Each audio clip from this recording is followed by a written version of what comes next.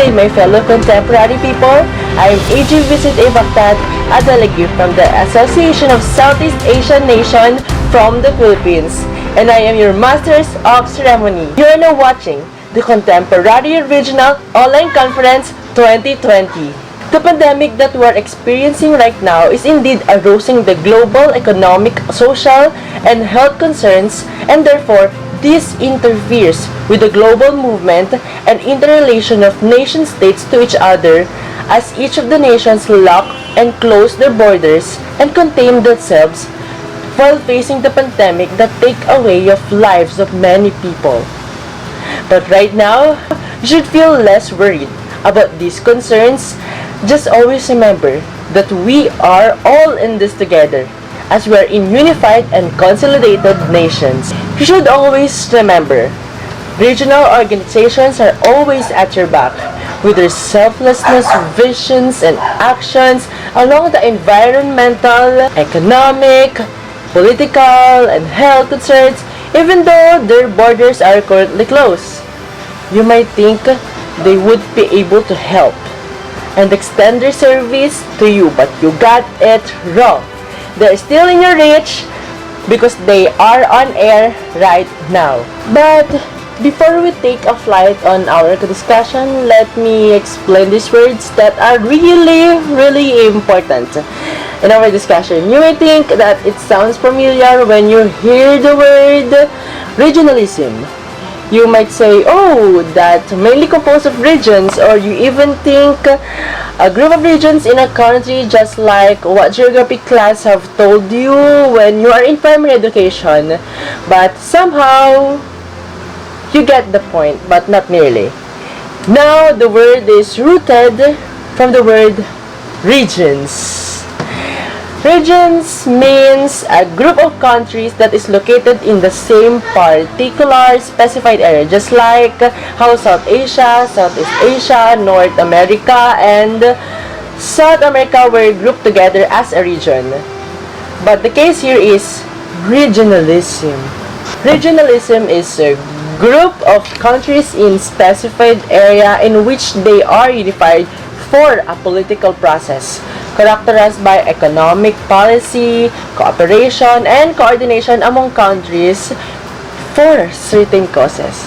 Remember the word causes. The other way around, regionalization is the societal organization and a process dividing areas in small segments. Remember, this is a process to form a regionalism and to form a region. Now, regional association is not limited only for the country states, but rather communities and tiny organizations could also work together as a one acting associations to focus on just a single issue and address a certain causes. And we call it as non-state regionalism. Now, you have questions in your mind such as, who are they? What are their causes? Who they work for? Don't you worry, they are now on queue, and we'll answer these objectives so you will get to know them easily. For regional organizations, what are their agendas? Who are their members? What are their contributions to the globalization? And what are the policies that were implemented? And for non-state regionalization, what are their promoted causes? Who are the country's proposed causes, and who are the actors working for it? Without further ado, let's now call on Ms. Angela Basco, a delegate from the Association of Southeast Asian Nations, to introduce to you the ASEAN. Ms. Basco? Have a good day. Yes, good morning to my fellow delegates, and also to the viewers, good day. Thank you for inviting the Association of Southeast Asian Nations. It is such an honor to be able to connect with other organizations. It just portrays how united we are as neighboring nations. Anyways, I am here to give a brief discussion of how well ASEAN is doing these days. So some may not know, but our aim is to accelerate the economic growth, social progress, and cultural development through collaborative work in the spirit of equality and partnership, in strengthening the foundation for a prosperous and harmonious community of Southeast Asian nations. Also, to promote regional peace and stability through continuous respect for justice and the rule of law in the relationship among countries. So before I go deeper in details, I would also like to mention other countries or other members of this organization alongside Singapore, namely the Philippines, Malaysia, Thailand, Indonesia, Vietnam, Laos, Myanmar, Brunei Darussalam, and Cambodia. Thank you for your cooperation with the aims of ASEAN, which emerged throughout the years.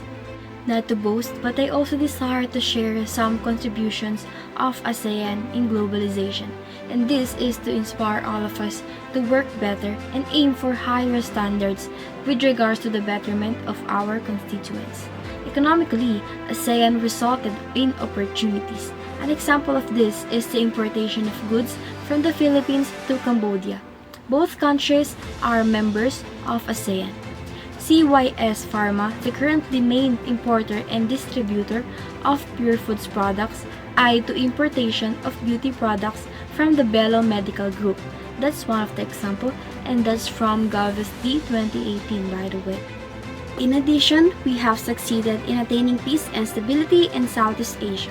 It is very evident that there was no armed conflict between the members of ASEAN ever since it was established.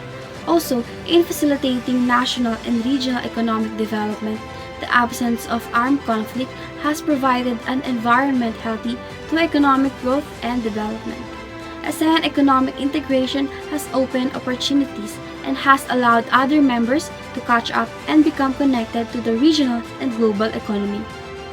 And last on my list, the facilitator of regional dialogue and cooperation. ASEAN has managed to engage all regional players through a web of bilateral and multilateral mechanisms.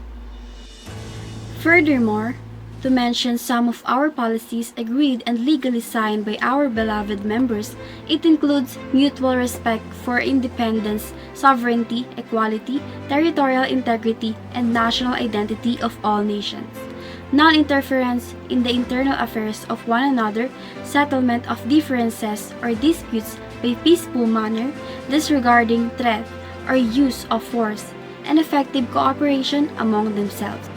Additionally, the Human Rights Declaration in 2009, wherein some member countries with limited democratic rights were pressured to pass laws and regulations that protects and promotes human rights. I think that's all for now. I hope we'll be invited again next time. I just want to say that we may be different in names, nationalities, beliefs, and cultures. It definitely won't hinder us from being one. Again, thank you and have a good day. Oh, I love how she introduced the ASEAN, and I guarantee that its service is as of high as its best. Thank you, Miss Basco. Now, taking it another threshold, a wider step, I guess. I'm calling Miss Jana Adriana from Malaysia and Miss Anand Juwas from Japan, both delegates from the higher International Monetary Fund. Take note, guys, higher exception, as this is an international organization. Anyway, take the stage, ladies. What a lovely introduction, Mr. Baktat. I, Jana Alvaran, together with Miss Ann Anchubas, representing International Monetary Fund, or also known as IMF. And now, let's hear the roles of this IMF to Miss Anchubas. Miss Anchubas.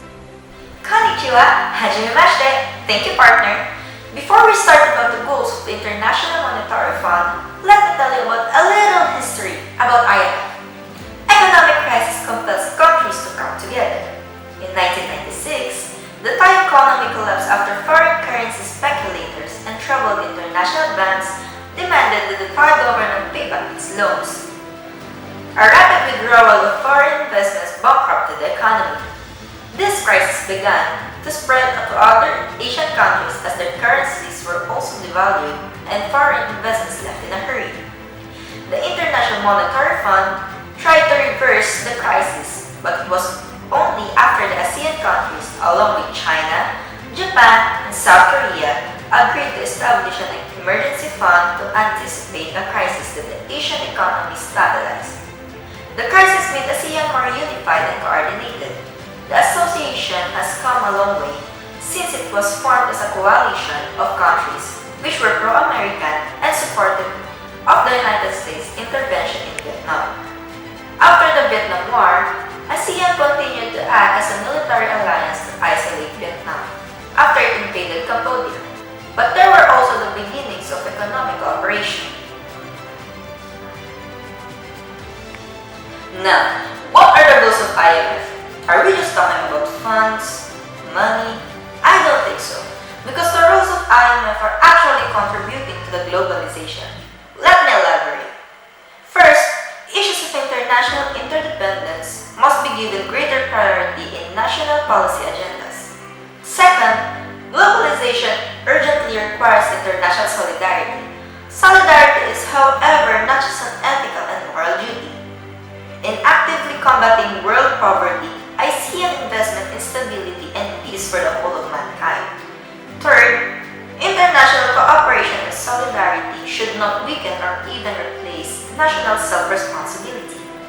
At the end of the day, what matters is also, and above all, good governance, sound institutions, and respect for the rule of law. Fourth, the market economy has proven to be the best mechanism in history for economic coordination. Fifth, we should regard the diversity of experiences and cultures as part of the wealth of our planet.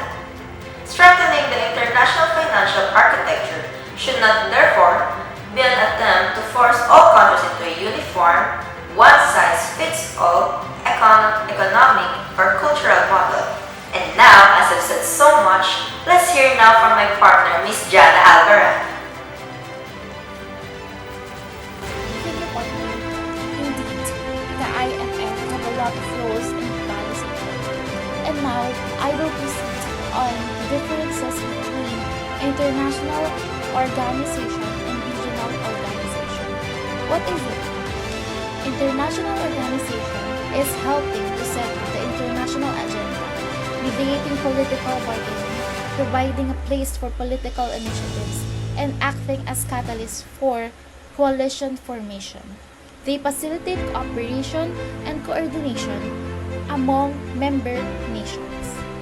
On the other hand, regional organizations are the key driver of democratic transformation, fostering cooperation between countries. International IDEAs, Interregional Dialogue on Democracy, or IRDD, initiative provides a unique platform for dialogue on democracy between 8 of the world's most important regional organizations. So that's it. And now, partner, we are down on our last topic. Ready? I'm always ready, partner. Now, I will let you know the biggest question. What is really the importance of IMF? International Monetary Fund played a significant role in stabilizing the exchange rates, thereby facilitating international payment adjustments. Economists across the world have commended its role in enforcing monetary discipline among its members. Let's hear more from my partner, Ms. Alvarez. Partner! Alright, thank you. Monetary Fund also brings stability in exchange rate. The IMF has laid out a clear guidance of exchange rate policies. Policies prevent the members' countries from making competitive devaluation to boost up exports. As a result of all of this, the system of exchange under the IMF is stable. So that's it for today. And we hope you understand better about IMF or International Monetary Fund. Thank you and have a pleasant day. Oh guys, now you know how international organization is very crucial in globalization. That's very informative. Anyway, thanks Miss Alvaran and Miss Anchuvas. Now let's keep the ball rolling, contemporary people. Now connecting online with Asia Pacific Economic Cooperation, also known as APEC, through Miss Camille Ballesteros, a delegate from APEC, and now airing from the land of Indonesia. Salamat siya, Miss Camille. Good day to all of you. It is a pleasure to have the opportunity to speak with all of you today. So now, we are going to talk about Asia Pacific Economic Region. that engages APEC as a regional economic forum established in 1898 to support the developing interdependence of Asia Pacific. APEC aims to generate more prominent role to the individuals of the community by promoting balanced, inclusive, sustainable, innovative, and secure growth and by accelerating regional economic integration. Here I am presenting the nation-states APEC members that consist of 21 countries which are Australia, Brunei Darussalam, Canada, Chile, People's Republic of China, Hong Kong, China, Indonesia, Japan, Republic of Korea, Malaysia, Mexico, New Zealand, Papua New Guinea, Peru, Philippines, Russia, Singapore, Chinese Taipei, Thailand, the United States of America, and Vietnam. APEC plays a huge contribution to globalization.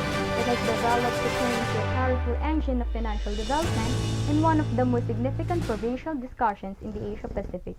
Its 21-part economies are home to around 2.9 billion individuals and speak to roughly 60% of world GDP and 48% of world exchange in 2018.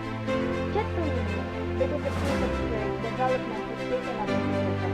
Regionalism was funded from $19 billion in 1989 to $46.9 billion by 2018. Then, inhabitants of the Asia Pacific saw the per capita growth by 74%, lifting millions out of poverty and making a developing working class the undertaking.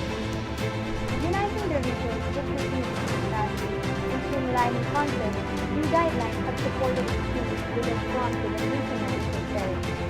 Average tariff fell from 17% in 1989 to 5.2% in 2018. During the equivalent time span, the APEC area absolute exchange expanded more than multiple times.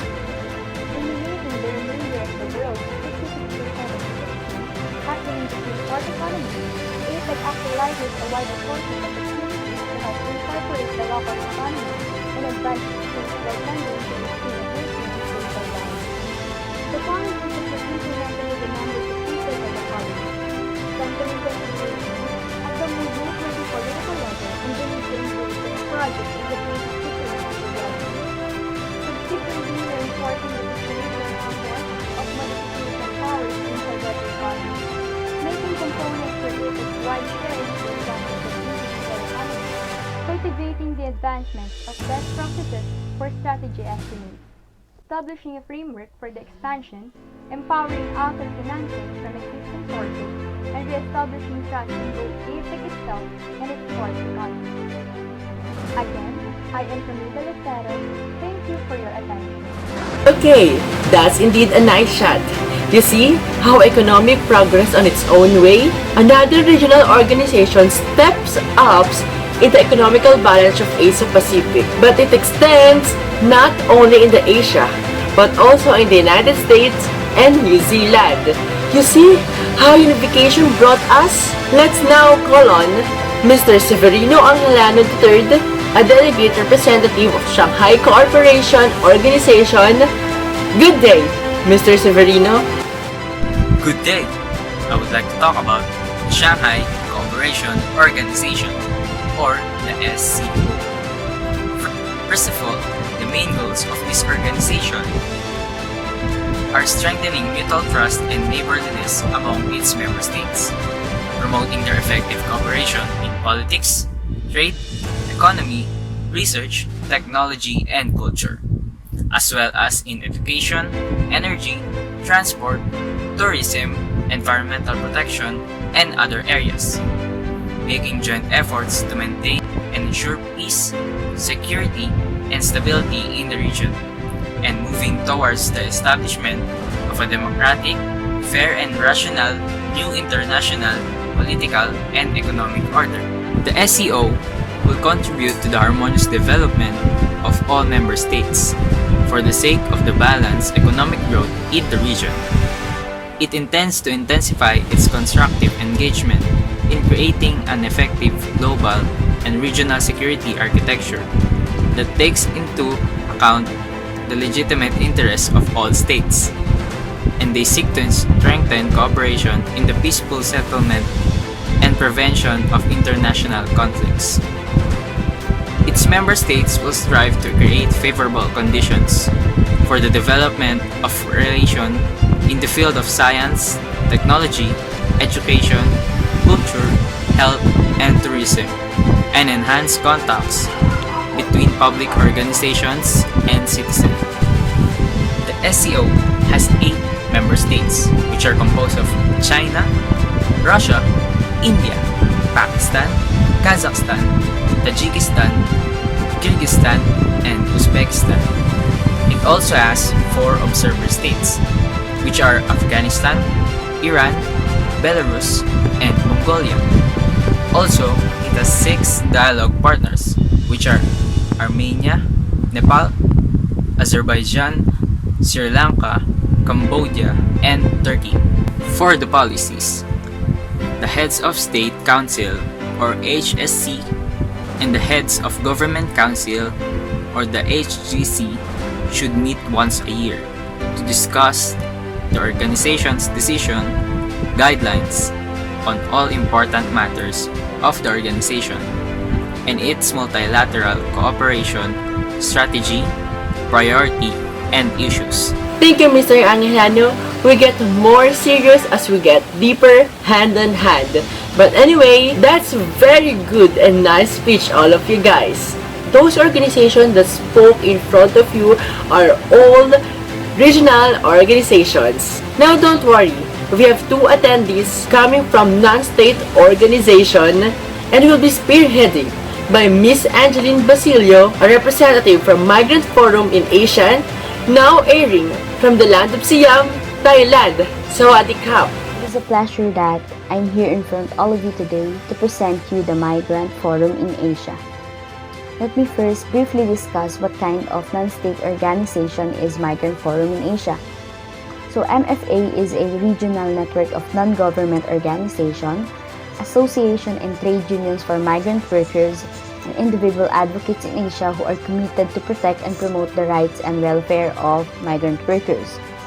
The goal of this organization is to have an alternative world system that is based on respect for human rights, social justice, and gender equity, particularly for the migrant workers.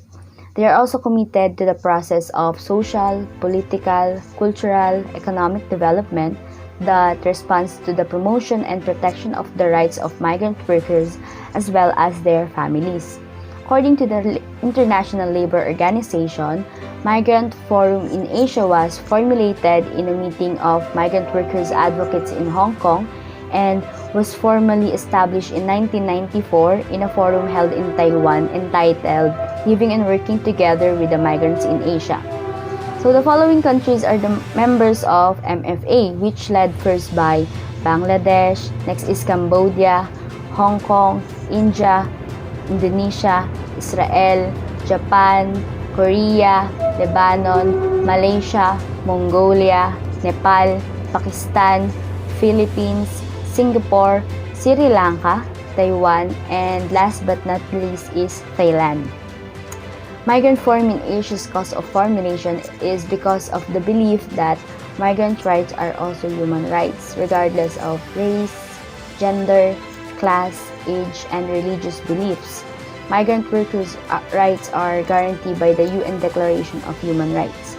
MFA also partners with different kinds of organizations such as Diplomacy Training Program, Jubilee Southeast Asia Pacific Movement on Debt and Development, Migrants' Rights International, Southeast Asia Committee on Advocacy, Solidarity for Asian People's Advocacy, Asian Democracy Network, and lastly is the Global Coalition on Migration. So these organizations recognize migration as a cross-sectoral issue that is relating to or affecting various groups at a regional and international levels, working on the issues of education, government, gender, human rights, labor, trade, and development. That's all. Thank you. Unique.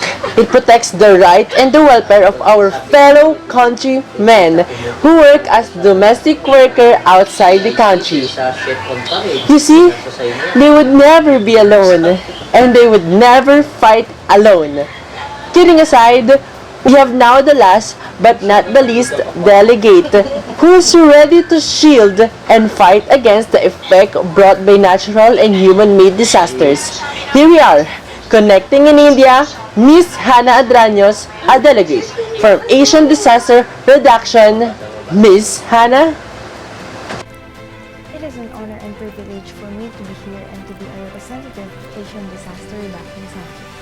The Asian Disaster Reduction Center was founded in Kobe, Hyogo Prefecture in 1998 with the goal of promoting the exchange of experts on disaster reduction from each country and the bodies concerned to gather and provide knowledge on disaster reduction and to conduct research into international cooperation on disaster reduction as the focus of the objectives of ADRC have concentrated on fostering multilateral cooperation on disaster risk reduction at the community, national and regional levels throughout Asia and the Pacific. The goal is to improve the resilience of its member countries to disasters, to create healthy societies where people can live in peace of mind, and create a world where sustainable development is possible.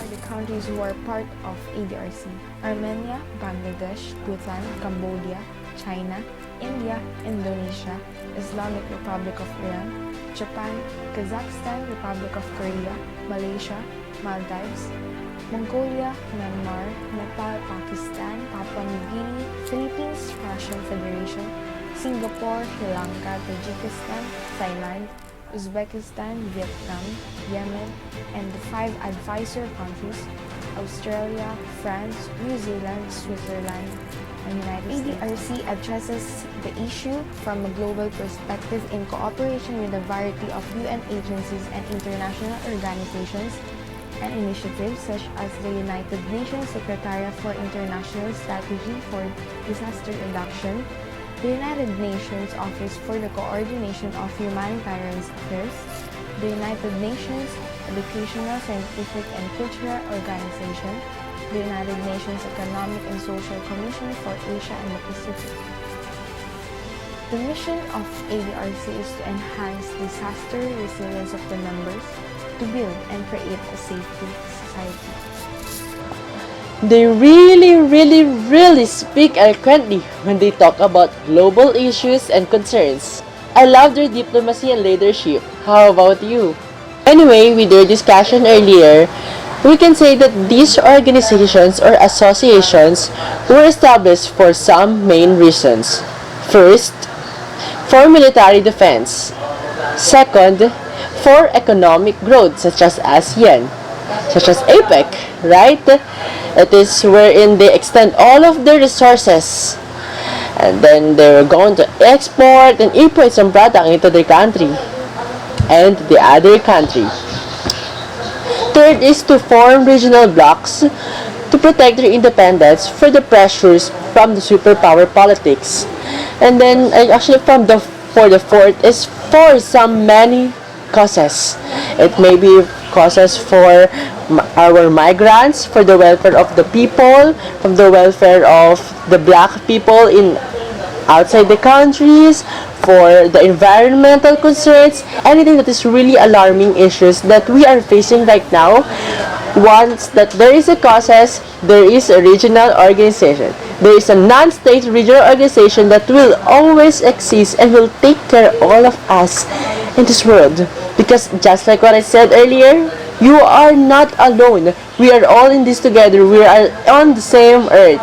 We are together. No matter how big the oceans separate us in a wider distance, no matter how many miles we have to take to reach each other, always remember that we are connected.